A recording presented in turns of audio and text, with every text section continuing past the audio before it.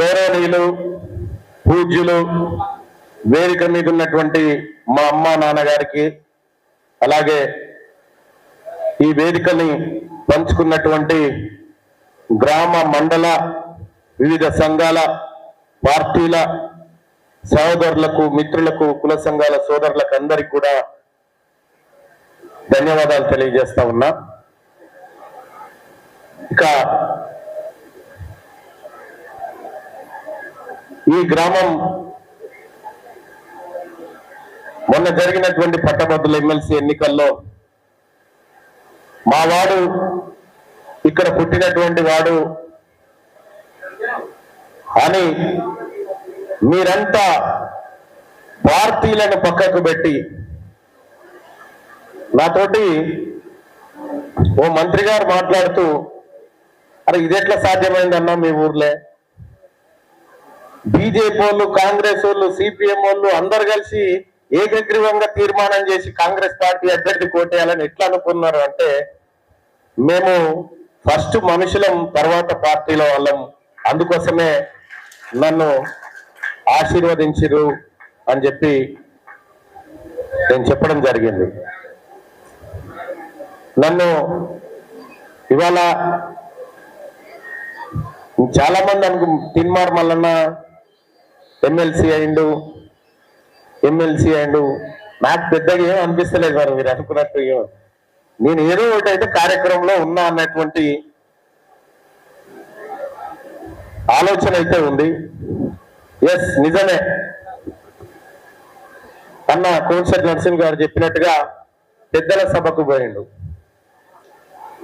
పెద్దల సభ ఇప్పుడు నేను ప్రాతినిధ్యం వహిస్తున్నటువంటిది 34 మంది ఎమ్మెల్యేలు, నేను అంటే దాదాపుగా ఒక 33% తెలంగాణ రాష్ట్రానికి నేను ఇప్పుడు పట్టభద్రుల ఎమ్మెల్సీ వాళ్ళ నాయకుడిని. ఇప్పుడు దాదాపు ఒక 12 జిల్లాలకు నేను ప్రతినిధిగా ఉండాల్సి వస్తా ఉంది. రాష్ట్ర వ్యాప్తంగా అన్ని జిల్లాల ప్రజలకు, అన్ని రకాల నాయకులకు, పీడితులందరికీ అండగా ఉంటున్నప్పటికీ కూడా ఈ గ్రామంలో మీ అందరి సమక్షంలో నేను నిలబడి మాట్లాడడాన్ని మించిన సన్మానం ఇంకొకటి నాకు ఉండదు నా జీవితంలో. ఈ గ్రామం నన్ను అంత ఆత్మీయంగా చూసుకుంటుంది కూడా. చాలాసార్లు ఈ గ్రామం నుంచి, మన గ్రామం నుంచి, ఎందుకంటే నేను పరిధి పెరిగింది కాబట్టి, సరే ఈ ఊరికి వస్తే నేను మీ తమ్ముణ్ణే, మీ సోదరుణ్ణే, అన్న, వదిన, బావ అనుకుంటూ తిరిగినటువంటి వాడినే కాబట్టి నన్ను ఏదో ఎమ్మెల్సీ గానో, లేకపోతే ఈయన మంత్రులు, ముఖ్యమంత్రులతో ఉంటాడు, లేకపోతే ఇంకో అనేది చూడకుండా ఇప్పటిదాకా ఈ ఊరు నన్ను ఎట్లా చూసిందో అట్లనే చూస్తే నాకు అంతకు మించిన ఆనందం లేదని చెప్పి మీ అందరికి తెలియజేస్తా ఉన్నా. ఈ లేని బంధాలు, బాంధవ్యాలు ఇవన్నీ వదిలిపెట్టుకొని మనం ఏదో సుపీరియర్ అయినట్టుగా అట్లాంటిది ఏం లేదు.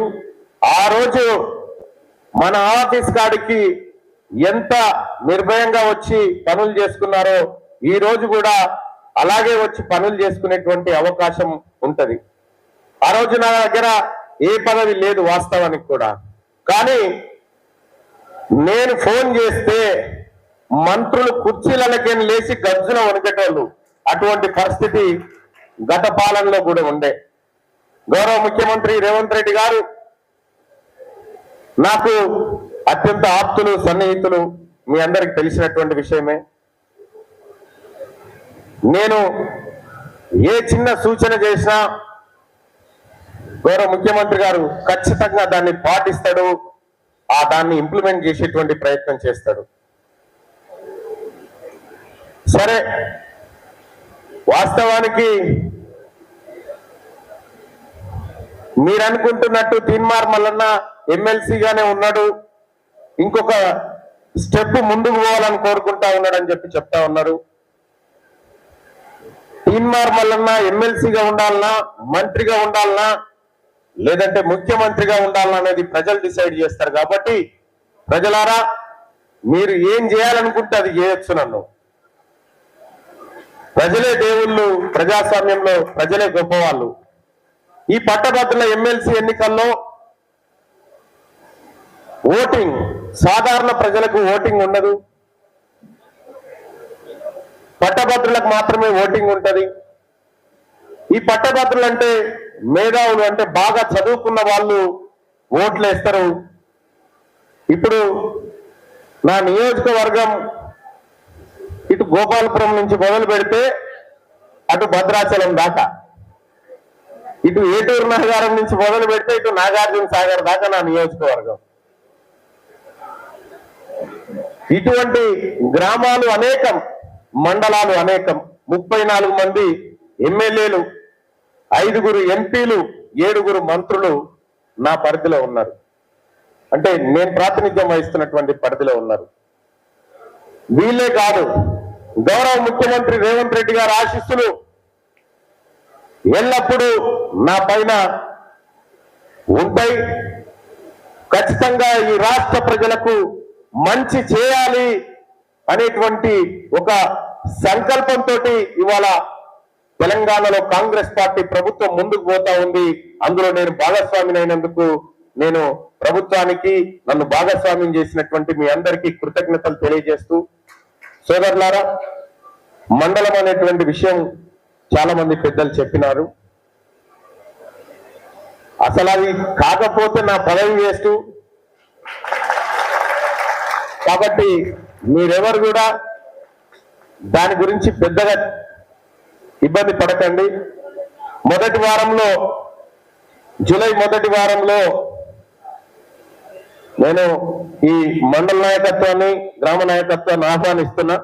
ముఖ్యమంత్రి గారితో భేటీకి ఈ సమస్యని ఆయన దగ్గర ఆయన ముందు తీసుకుపోవడానికి రావాల్సిందిగా మీ అందరిని ఆహ్వానిస్తా ఉన్నా. అలాగే గ్రామంలో సమస్యల విషయం చెప్తా ఉన్నారు. పెద్దలందరినీ కోరుతా ఉన్నా, పెండింగ్ ఏమున్నాయో చెప్పండి. ఇప్పటి వరకు మీరు తీసుకున్నటువంటి అంశాలు పెండింగ్ ఏమేమి ఉన్నాయి, ఎక్కడ ఉన్నాయి? ఇప్పుడే సోదరుడు చెప్పినట్టుగా ఎస్సీ కమ్యూనిటీ హాల్ కి సంబంధించి కేవలం బునాది మాత్రమే, అంటే బేస్మెంట్ మాత్రమే లేచిందన్నా, మిగతాది ఆగిపోయిందని చెప్తా ఉన్నారు. సో అది పూర్తి చేయించే బాధ్యత నేను తీసుకుంటా ఉన్నా. ఖచ్చితంగా అది పూర్తి చేస్తా అని చెప్పి తెలియజేస్తా ఉన్నా. ఇంకా అంతేకాదు,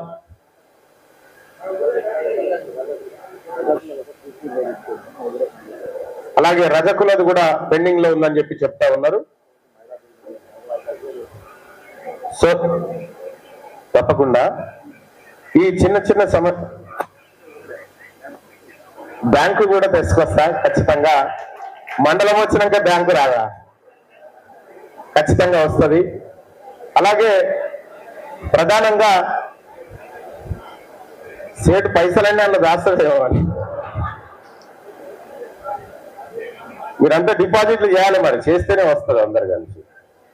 అయితే ఈ సమస్యలు చెప్తా ఉన్నారు. ఈ సమస్యలే కాదు, నేను ప్రధానంగా పెద్దలందరినీ రిక్వెస్ట్ చేస్తా ఉన్నా. ముఖ్యంగా అన్న విజయ్ కుమార్ అన్నని ఒకసారి ఇక్కడ అన్న రిక్వెస్ట్ చేస్తా ఉన్నా. అలాగే మా వెంకటేశ్ అన్నని కూడా రిక్వెస్ట్ చేస్తా ఉన్నా. మీరిద్దరండి అన్న ఒకసారి. ఇవాళ విద్యా వైద్యం పైన మా ఎక్కువ ఫోకస్ ఉంటుంది కాబట్టి ప్రధానంగా ఇప్పుడున్నటువంటి హై స్కూల్ ఏదైతే ఉందో ఆ హై స్కూల్ ని ఒక కార్పొరేట్ లెవెల్లో చూపించాలనుకుంటా ఉన్నా. అందుకోసమని పూర్వ విద్యార్థులకు సంబంధించి అందులో చదువుకున్నటువంటి వాళ్ళుగా ఒక అలుమిని ఏర్పాటు చేసి అందులో చదువుకున్నటువంటి విద్యార్థులకు 5,000 రూపాయల చొప్పున ఒక సభ్యత్వాన్ని ఇచ్చండి. తద్వారా ఎంతమంది అయితే అక్కడ చదువుకొని బాగుపడరో వాళ్ళు ఇచ్చేటువంటి డబ్బుల ద్వారా కాకుండా స్పెషల్ గా నా ఎమ్మెల్సీ ఫండ్ నుంచి 50 లక్షల రూపాయలు కేటాయిస్తా. ఈ పాఠశాల రూపురేఖలు మారిపోవాలి. ఈ పాఠశాలలో కార్పొరేట్ లెవెల్లో ఎడ్యుకేషన్ అందించే విధంగా ఉండాలి. ఇంకా అంతేకాదు, 50 లక్షల నిధులే కాదు, మా నాన్నగారి తరఫున 5 లక్షల రూపాయలు మా కుటుంబం ఈ హై స్కూల్ కు కేటాయించబోతా ఉంది. మీ అందరికి కూడా నేను విద్యా వైద్యం పైన ఎక్కువ ఫోకస్ చేస్తాను కాబట్టి అందుకోసమే హై స్కూల్ ని కార్పొరేట్ లెవెల్లోకి తీసుకుపోవడానికి నా వంతు కృషి చేస్తా అని చెప్పి నా నిధులలో మొట్టమొదటిసారిగా నేను ఎక్కడ చెప్పలే, నా గ్రామానికి 50 లక్షల రూపాయలు కేటాయిస్తా ఉన్నా అని చెప్పి మీ అందరికి తెలియజేస్తా ఉన్నా. ఇక అలాగే అల్యూమినియంకి సంబంధించి అన్న దాదాపు మనం 1 కోటి రూపాయలు కనుక నిలబెడితే టీచర్లను ఎక్కడ ఏ సబ్జెక్టుకు తక్కువ పడ్డా, ఏ ఈవెంట్ ఉన్నా, ఏది ఉన్నా ఒక ఘనంగా మనం ఒక ఆర్థిక భరోసాను కనుక ఇవ్వగలిగితే చాలా మంచి హై స్కూల్ తయారవుతుంది. మనకు చదువు చెప్పినటువంటి ఆ స్కూల్ రుణం తీర్చుకున్న వాళ్ళం అవుతాం. తప్పకుండా భవిష్యత్ తరాలకు మంచిగా ఉంటది అని చెప్పి మీ అందరికీ రిక్వెస్ట్ చేస్తూ, మీ ఇద్దరు కలిసి ఆలోచన చేయండి అన్న. మీ ఇద్దరి పైన బాధ్యత పెడతా ఉన్నా. ఈ హై స్కూల్ మారిపోవాలి, నేను ఏం చేయాలో చెప్పురు నేను చేస్తా, ఖచ్చితంగా దానికోసం ముందుకు పోతానని చెప్పి మీ అందరికి తెలియజేస్తా ఉన్నా. ఇక మీరు ఆ ఏర్పాట్లలో ఉండొచ్చు దయచేసి. Thank you.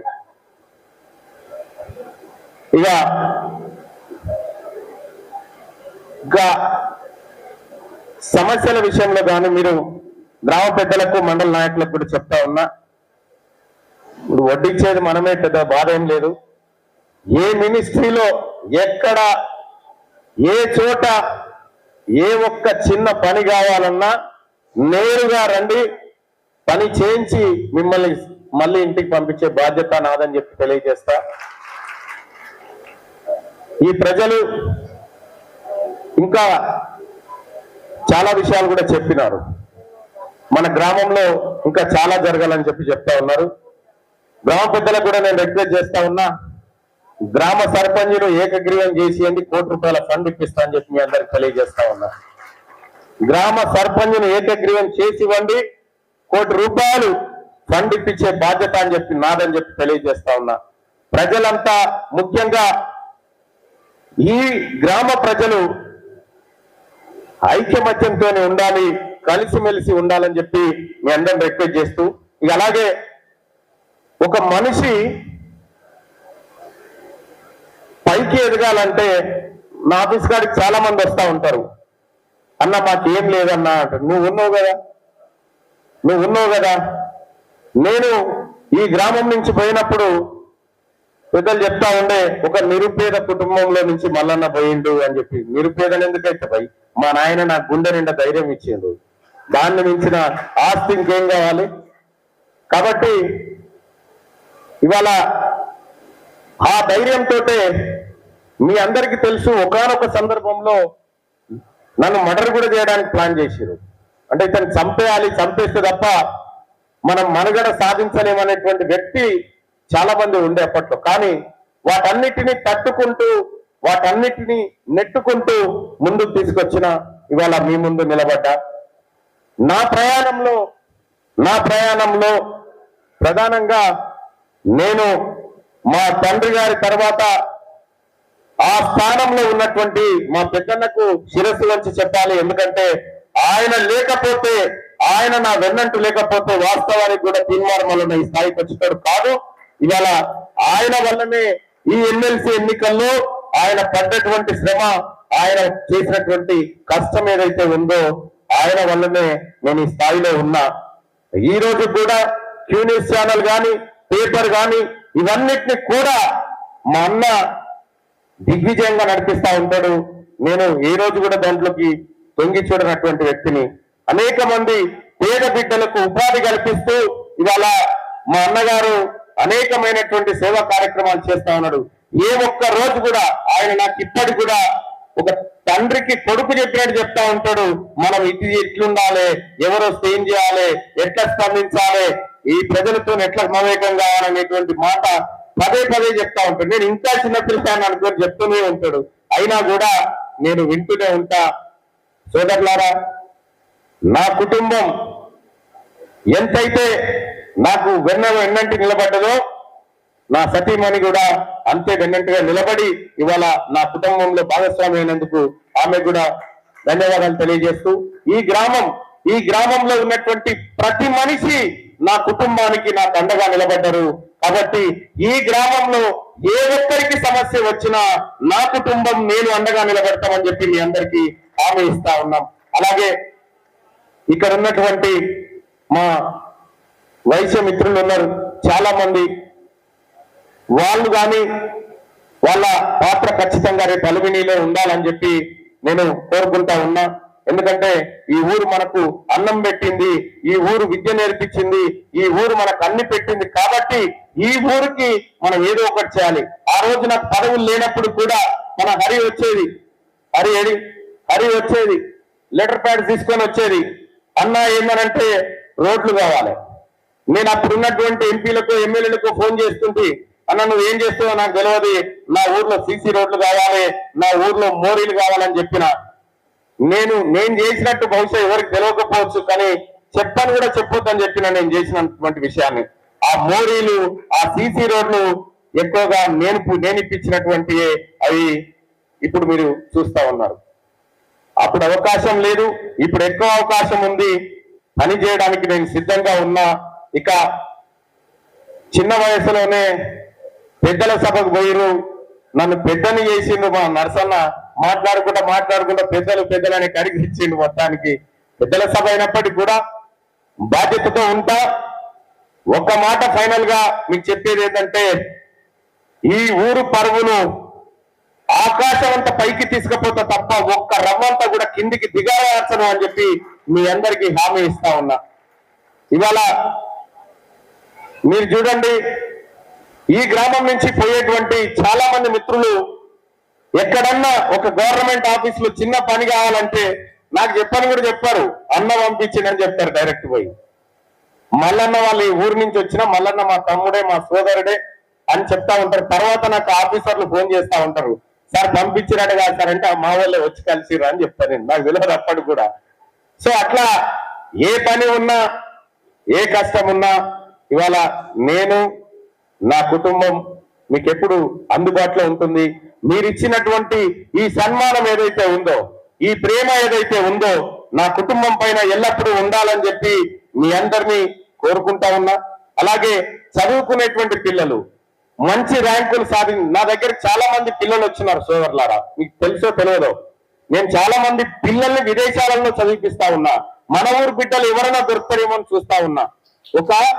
ఒక యాదవుల బిడ్డ పాపం అరుంధతి అనేటువంటి ఒక అమ్మాయి వాళ్ళ నాన్న పెళ్లి చేస్తా అని తిరుగుతా ఉంటే నా దగ్గరికి వచ్చింది ఫైనల్ ఆప్షన్ గా. అమ్మాయి మంచి మెరిట్ స్టూడెంట్ వస్తే ఆ అమ్మాయిని అమీర్పేట హాస్టల్లో ఉంచి ఆ అమ్మాయికి యుఎస్ లో యూనివర్సిటీకి అప్లై చేయించి వీసా ప్రాసెసింగ్ అంతా చేసి ఆ అమ్మాయిని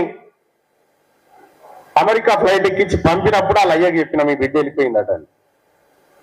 రష్యాలో పెట్టి చదివిపించిన, లండన్ లో పెట్టి చదివిపిస్తున్నాం. ఈ గ్రామంలో ఉన్నటువంటి యువకులు తల్లిదండ్రులు కూడా మీ పిల్లల్ని కొంచెం మంచిగా చదివిపించండి. మీ బిడ్డ ఇంటర్మీడియట్ లో కానీ బీటెక్ లో కానీ 10th లో కానీ మంచి మార్కులు సాధిస్తే రేపు పొద్దున వాళ్ళ భవిష్యత్తుకు మేము పునాది వేస్తాం. వాళ్ళకు మీకు ఒక్క రూపాయి కలగకుండా వాళ్ళని ముందుకు తీసుకుపోయి చదివించడానికి మా వంతు సాహసం చేస్తాం, సమయాన్ని కూడా కేటాయిస్తామని చెప్పి తెలియజేస్తా ఉన్నా. అలాగే నరసన్న చెప్పిండు, ఓ 10 పడకల ఆసుపత్రి అయితే బాగుంటుందేమో అనేటువంటి ఒక మాట చెప్పిండు. ఎస్, 10 పడకల ఆసుపత్రి కావాల్సినటువంటి అవసరం ఉంది. యథావిధిగా మండలం వస్తే కార్యక్రమం అయిపోతుంది. కాబట్టి మండల సాధన అనేది మీ అందరూ ఉన్నటువంటి మాట. జూలై 1వ వారం నుంచే ఆ ప్రాసెస్ ని స్టార్ట్ చేద్దామని చెప్పి మీ అందరినీ రిక్వెస్ట్ చేస్తూ, ఇంకా నేను చెప్పాల్సింది ఏమన్నా ఉంటే మీరు చెప్పండి, నేరుగా చెప్పండి. మా సీనన్న కానీ మిగతా మిత్రులు కానీ, మా శెట్టయ్య బాబు కానీ, మా నారాయణ కానీ, అలాగే మా శంకరన్న కానీ, మా శంకరన్నను కూడా కొన్నిసార్లు టీవీలలో వేయించిన నేను, ఆయనను కూడా మా సోదరులు. ఇక మా సుదర్శన్ మీ అందరికీ తెలుసు, ఆయన వాస్తవానికి అంటే ఇంత కాంట్రవర్షియల్ సిచ్యువేషన్ లోకి క్యూనిస్ లోకి వస్తాడే అంటే నేను ఒకసారి భయపడ్డా, ఓసారి అంటే నిలబడగలుగుతాడానికి. కానీ నాకంటే ఎక్కువ ధైర్యస్తుడు, క్యూ న్యూస్ ను అదే స్థాయిలో నడిపించే సత్తా ఉన్నటువంటి బిడ్డ. ఈ పక్క మండలమే బొమ్మల రామారం మండలము, ఈ ఊరి అమ్మమ్మ గారి మనవడే. కాబట్టి సుదర్శన్ గాని, ఇక్కడ ఉన్నటువంటి మా బషీర్ తాత, నాకు బాగా గుర్తు బషీర్ తాతది. ఇట్లా బషీర్ తాత సీనియర్ కాంగ్రెస్ పార్టీ నాయకుడు. ఒకప్పుడు బషీర్ తాత ఆ తర్వాత నాయన శంకర్ బుచ్చాలు, శంకర్ శెట్టయ్య గారు, ఆ తర్వాత ఇంకెవరు షీర్ల బుచ్చాలు గారు, గడ్డి యాదయ్య గారు, వీళ్ళంతా సీనియర్ కాంగ్రెస్ పార్టీ నాయకులు. ఆ సీనియర్ కాంగ్రెస్ పార్టీ నాయకుల వాళ్ళు ఓనాడు రాజీవ్ గాంధీ చచ్చిపోయిండు. అప్పట్లో గుర్తుందో లేదో, శనగల రామచంద్రానికి తలబోరు వేపించి వీళ్ళంతా కలిసి రాజీవ్ గాంధీ గారి అయోధ్య శోభయాత్ర చేసిరు ఈ గ్రామంలో. అంటే కాంగ్రెస్ పార్టీ లీడర్స్ కమిట్మెంట్ ఎట్లా ఉంటుందంటే, రాజీవ్ గాంధీ చచ్చిపోతే మన ఇంట్లో మనిషి చచ్చిపోయినట్టుగానే ఆ రోజు చేసిరు. అంటే అంత కమిట్మెంట్ గా ఉన్నటువంటి నాయకులు ఇప్పుడు ఇటువంటి లీడర్లు కాంగ్రెస్ పార్టీలో చాలా రేర్ గా దొరుకుతారు. ఎందుకంటే ఈ మధ్య కాలంలో ఎక్కువ ఎవరు పార్టీలు మారగలిగితే వాళ్ళు సేఫ్ జోన్ లో ఉంటారు. కాబట్టి అప్పటి నుంచి కాంగ్రెస్ పార్టీలో ఉన్నటువంటి బషీర్ తాత గాని, లక్ష్మీనారాయణ పెద్దనాయన గాని, వీళ్ళందరూ కూడా అంతో ఇంతో మా అందరినీ, అంటే నేను వీళ్ళ కనుసన్నల్లో పెరిగినటువంటి బిడ్డను కాబట్టి వీళ్ళందరి ఆశీస్సులు, వీళ్ళందరి ప్రేమ నా పైన ఉండాలి. అలాగే కమ్యూనిస్టులు జైనశంకరయ్య అని ఉంటుండే, జైనశంకరయ్య కదా కమ్యూనిస్ట్ పార్టీ, ఆయన కమ్యూనిస్ట్ పార్టీ జైనశంకరయ్య ఉంటుండే. ఒక పెద్ద కమ్యూనిస్ట్ వాళ్ళ కాంగ్రెస్ లో కొట్లాటలు ఉంటుండే. ఆ తర్వాత తెలుగుదేశం పార్టీ మా నారాయణ మామ, ఆ తర్వాత ఇంకా చాలా మంది తెలుగుదేశం పార్టీ నుంచి వచ్చారు. ఇక ఒకసారి సర్పంచ్ ఎలక్షన్లలో గొడవైంది, మా గడివేబాబు ఇన్నే ఉన్నాడు. వారు ఏమో పందిరి గుంజలు ఇప్పుడు కొట్టుకున్నారు. నీ సర్పంచ్ ఎలక్షనేగా పందిరి గుంజలు. అంటే పార్టీ అంటే అట్లా ఉంటుండే, అదొక కమిట్మెంట్ ఉంటుండే ఈ గ్రామంలో. ఈ గ్రామంలో ఉండేటువంటి పండుగలు గాని, జాతరలు గాని అన్నిట్లలో మమేకమైతూ మనమంతా ఒకరికొకరు తోడుగా ఉంటూ ముందుకు పోవాలి. అలాగే తాత మాట్లాడతావా? పనులు లేవా? మాట్లాడరాదా? ఓకే. బషీర్ తాత అయినా, బషీర్ తాత పిండి పడుతుడు ఇటీవల కాలంలో. ఆ తెల్లగా శుద్ధగూడు లెక్క అవుతాడు ఆగరాడ, ఆ గిండ్రికాడ. ఇక సోదరులారా ఇక్కడికి ఇచ్చేసినందుకు మీ అందరికీ ప్రత్యేకంగా ధన్యవాదాలు తెలియజేసుకుంటూ, ఒక్క మాట, ఆ అల్యూమిని మాత్రం విజయన్న చాలా టెన్షన్ గా ఎట్టి పరిస్థితుల్లో దాన్ని సక్సెస్ చేస్తే ఈ పైలట్ ప్రాజెక్టు నేను ఈ 3 జిల్లాల్లో అమలు చేయాల్సినటువంటి అవసరం ఉంటుంది. కాబట్టి సక్సెస్ చేయమని చెప్పి గ్రామ యువకుల్ని కలుపుకొని అందరిని కలుపుకొని సక్సెస్ చేయాల్సిందిగా మీ అందరినీ రిక్వెస్ట్ చేస్తూ, ఇక్కడ నా విలేకరు సోదరులు కూడా చాలా మంది వచ్చి నుండే క్రియేట్ చేయడమే తెలుసు నాకు. ఆ విధంగా క్రియేట్ చేస్తూ ఇక్కడ వరకు రావడం జరిగింది. ఈ గ్రామాన్ని కూడా మండలాన్ని తొలగనే విధంగా తీర్చిదిద్ది మరింత సేవలు అందుబాటులోకి తీసుకొస్తారు మీ అందరికని చెప్పి తెలియజేసుకుంటా ఉన్నా. జై మాదాపూర్, జై మా గ్రామ పెద్దలందరికీ ధన్యవాదాలు.